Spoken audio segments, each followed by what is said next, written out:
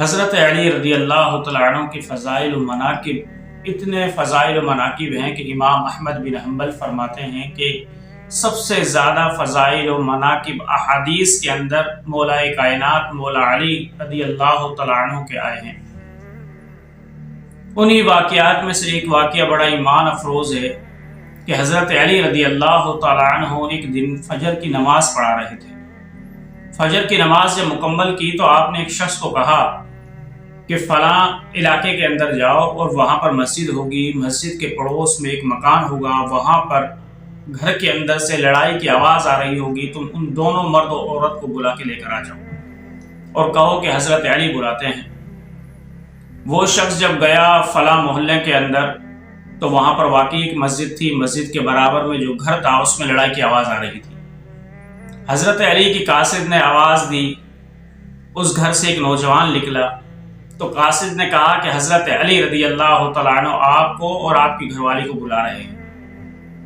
وہ دونوں حضرات بھی حضرت علی کی بارگاہ میں آ گئے۔ حضرت علی رضی اللہ تعالیٰ عنہ نے فرمایا کہ روز لڑائی جھگڑا ہوتا ہے، آج تو کچھ زیادہ ہی تمہارا لڑائی جھگڑا ہو گیا، کیا وجہ ہے؟ تو نوجوان کہنے لگا کہ حضور یہ میری منکوحہ ہے، میں نے اس سے نکاح کیا ہے، لیکن جب میں اس کے قریب جاتا ہوں تو مجھے سخت نفرت ہو جاتی ہے، اس وجہ سے یہ مجھ سے لڑ رہی ہے۔ حضرت علی رضی اللہ تعالیٰ عنہ نے لوگوں کو دیکھا اور دیکھ کر کہا کہ یہ نوجوان بہت کچھ کہنا چاہتا ہے، یہ عورت بھی بہت کچھ کہنا چاہتی ہے، آپ لوگ ایسا کرو، آپ لوگ جاؤ، میں ان کا فیصلہ کرتا ہوں۔ وہ لوگ تو اٹھ کر چلے گئے۔ حضرت علی رضی اللہ تعالیٰ عنہ پھر اس عورت سے مخاطب ہوئے اور کہا کہ ایک بات پوچھوں، صحیح صحیح بتاؤ گی؟ تو وہ عورت کہنے لگی کہ حضور بالکل صحیح بتاؤں گی۔ کہا جھوٹ تو نہیں بولو گی؟ وہ عورت کہنے لگی نہیں، جھوٹ نہیں بولوں گی۔ حضرت علی نے فرمایا کہ اچھا یہ بتاؤ، ایک وقت تھا کہ تم اپنے چچا زاد بھائی سے محبت کرتی تھی؟ وہ کہنے لگی ہاں میں چچا زاد بھائی سے محبت کرتی تھی۔ پھر حضرت علی نے فرمایا ایک وقت میں تم کسی جگہ جا رہی تھی، اس جگہ پر کوئی بھی نہیں تھا تو اس نے تمہیں پکڑا اور تم سے زنا کیا اور اس کی وجہ سے تم حاملہ ہو گئی، اور یہ حاملہ ہونے کا تم نے اپنے والد کو تو نہیں بتایا لیکن اپنی والدہ کو بتایا۔ تمہاری والدہ نے منع کر دیا کہ والد کو پتہ نہیں لگنا چاہیے اس بات کا۔ پھر جب ولادت کا وقت قریب آیا تو تیری ماں تجھے لے کر باہر نکلی اور باہر نکل کر تیری ولادت ہوئی، تم نے اپنے بچے کو کپڑے کے اندر لپیٹا اور دیوار کے برابر میں رکھ دیا تاکہ کوئی اٹھا کے اس کو لے جائے گا۔ لیکن جب تم کپڑے میں لپیٹ کر رکھ دیا اور تم جانے لگی تو تم نے دیکھا کہ کتا قریب آ رہا ہے اس بچے کے، تو تم نے ایک پتھر اٹھا کر مارا، جو وہ کتے کو تو نہ لگا لیکن بچے کو لگا، اس بچے کا سر پھٹ گیا۔ تمہاری ماں نے ازار بند کو پھاڑا اور پھاڑ کر اس بچے کے سر کو باندھا اور تم دونوں روانہ ہو گئے۔ تو وہ عورت کہنے لگی بالکل حضور ایسا ہی ہوا، لیکن اس واقعے کا تو مجھے اور میری ماں کو پتا ہے، اس کے علاوہ تو کسی کو پتا ہی نہیں تھا، تو آپ کیسے بتا رہے ہیں؟ تو حضرت علی مسکرا پڑے اور کہا کہ اچھا آگے بتاؤ۔ اب یہ ہوا، حضرت علی فرماتے ہیں کہ ایک قبیلے والوں نے اس بچے کو اٹھا لیا، وہ اس کو لے کر گئے، اس کی پرورش کی، اس کو جوان کیا۔ جب وہ جوان ہو گیا تو اس کا نکاح تجھ سے کر دیا گیا۔ آپ نے فرمایا اس عورت سے کہ یہ جو لڑکا ہے یہ تمہارا ہی بیٹا ہے۔ اگر یقین نہیں آتا تو نوجوان سے کہا کہ اپنے سر سے کپڑے کو ہٹاؤ۔ اس نوجوان نے جب سر سے کپڑے کو ہٹایا تو واقعی اس کے سر پر زخم کا نشان تھا۔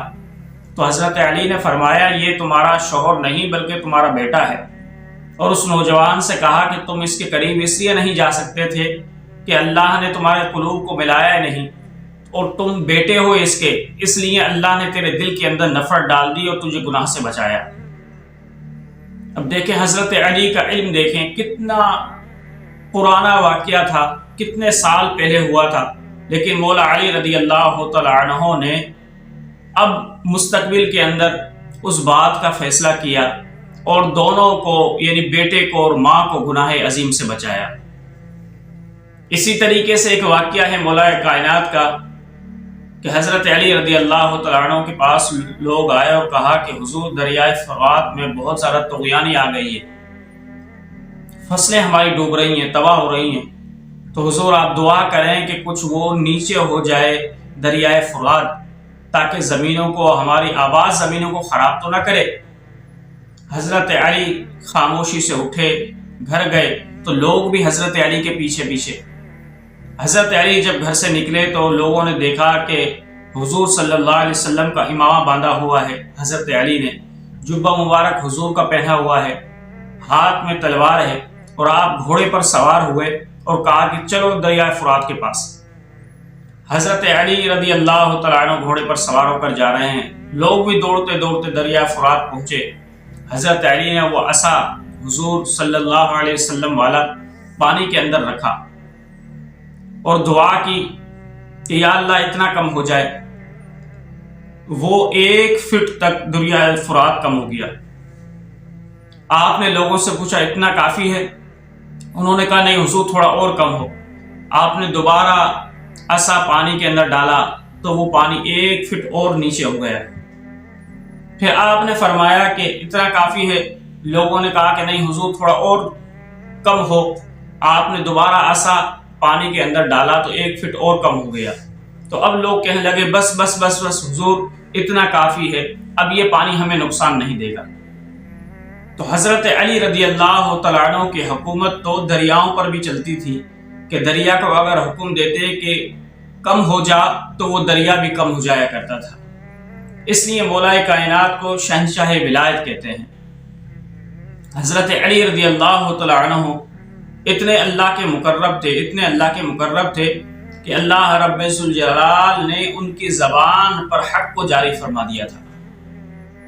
ایک مرتبہ علامہ عبد الرحمن جامی رحمۃ اللہ علیہ شواہد النبوہ میں فرماتے ہیں کہ ایک شخص کو حضرت علی رضی اللہ تعالیٰ عنہ پر شک ہو گیا کہ یہ نہروان والوں سے جنگ کرنا چاہتے ہیں، وہ تو بہت بڑے قاری ہیں، حافظ ہیں، تہجد گزار ہیں، نمازی ہیں، تو ان کو یہ کیسے قتل کرنے لگے ہیں؟ تو وہ اس شخص کو شک تھا حضرت علی رضی اللہ تعالیٰ عنہ کی صداقت پر۔ تو ایک شخص آیا اور اس نے حضرت علی کو خبر دی کہ وہ خوارج تو نہر کو کراس کر کر چلے گئے ہیں اور جھنڈے دوسری طرف گاڑ دیے ہیں۔ حضرت علی رضی اللہ تعالیٰ عنہ نے فرمایا ایسا ہو ہی نہیں سکتا، خدا کی قسم وہ پل کو پار نہیں کریں گے۔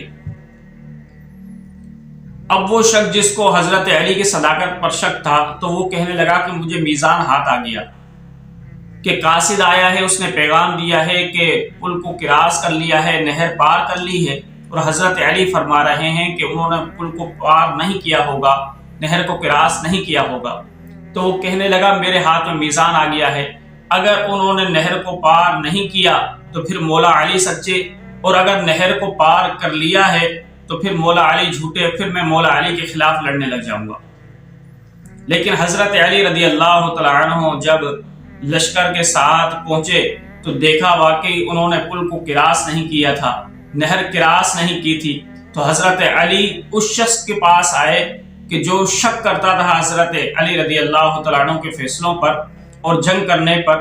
حضرت علی نے اس کے کاندھوں پر ہاتھ رکھ کر اس کو جھنجھوڑا اور کہا کہ دیکھا تم نے، میں نے کہا تھا کہ وہ نہر کو کراس نہیں کریں گے، اب تم اپنا شک دور کر لو۔ یعنی حضرت علی رضی اللہ تعالیٰ عنہ اس کی دلی کیفیات کو بھی جان رہے تھے، اور پھر اس کے شک کو دور کرنے کے لیے سب گئے وہاں پر اور دیکھا کہ وہ وہاں پر ہی موجود ہیں۔ تو حضرت علی نے اس سے فرمایا کہ تم اپنے شک کو دور کر لو۔ پھر وہ کہتے ہیں کہ جب جنگ ہوئی تو میں حضرت علی کے دفاع کے لیے خوب لڑا، حتیٰ کہ میں نے ایک کو مارا، دوسرے کو مارا، تیسرے کو مارتے مارتے میں زخمی ہو گیا اور بے ہوش ہو گیا۔ لیکن جب جنگ ختم ہوئی اس وقت میں حضرت علی رضی اللہ تعالیٰ عنہ سے میری ملاقات ہوئی، تو اس وقت مجھے پتہ لگا کہ آپ نے کئی خوارج کو واصل جہنم کر دیا ہے۔ ایک روایت میں آتا ہے حضرت علی رضی اللہ تعالیٰ عنہ نے فرمایا کہ خوارج کو ہم اتنا ماریں گے کہ ان کے صرف 9 افراد باقی رہ جائیں گے، اس کے علاوہ سب کو قتل کر دیا جائے گا۔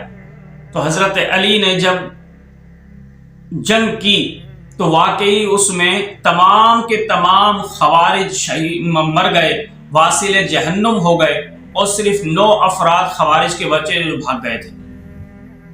یہ حضرت علی رضی اللہ تعالیٰ عنہ کی شان ہے، حضرت علی رضی اللہ تعالیٰ عنہ کا مقام ہے۔ اللہ رب الجلال ہم سب کو حضرت علی رضی اللہ تعالیٰ عنہ کی محبت نصیب